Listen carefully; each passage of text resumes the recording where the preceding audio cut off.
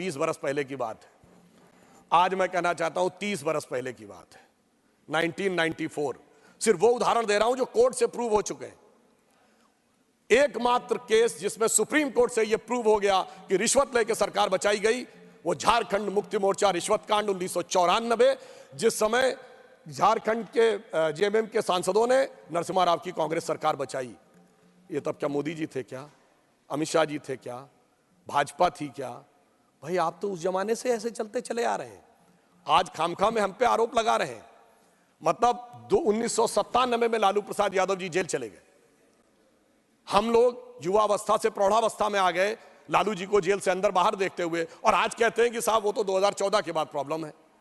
मैं तो कह रहा हूं 1994 में भी ये साथ साथ थे जेएमएम कांग्रेस वाले, और आज भी साथ साथ हैं। मतलब ऑन द लाइटर नोट मैं कहना चाहूंगा, एक पुराना गीत था ना, तो उसको थोड़ा परिवर्तित कर दें कि शायद ये दोनों दल एक दूसरे से कह रहे हैं कि 30 साल पहले मुझे तुमसे प्यार था, जिया बेकरार था, यही भ्रष्टाचार था, आज भी है और कल भी रहेगा।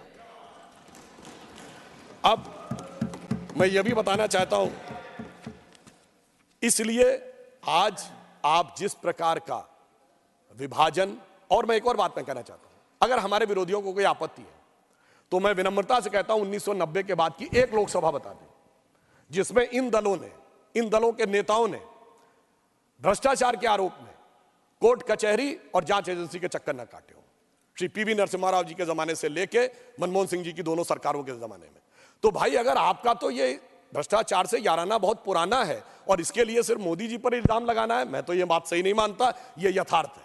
मगर मैं ये भी कहना चाहता हूं कि जब भ्रष्टाचार को कवर अप करना होता है तो कैसे कवर किया जाता है मान्यवर? मैं एक बात कहना चाहता हूं, करप्शन को एक सी से नहीं कई सी से कवर किया जाता है। उसमें कास्टिज्म भी लाना है, उसमें कम्युनलिज्म भी लाना है और उसमें क्रिमिनलिज्म भी लाना है। इस ढंग से कवर अप किया जाता है करप्शन के लिए। तो जब जरूरत होती है तो देश के अंदर विभाजन की बात करो ताकि मुद्दे से ध्यान हट जाए, करप्शन से बात हट जाए। तो कोई क्षेत्र की बात करेगा, कोई वर्ग की बात करेगा, कोई जाति की बात करेगा।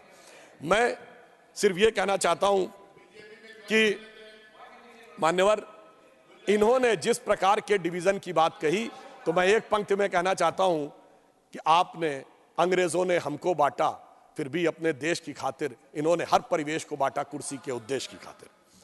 आज एक हमारी सोच, इनकी सोच में क्या अंतर है जो माननीय राष्ट्रपति जी के अभिभाषण से स्पष्ट हुई है।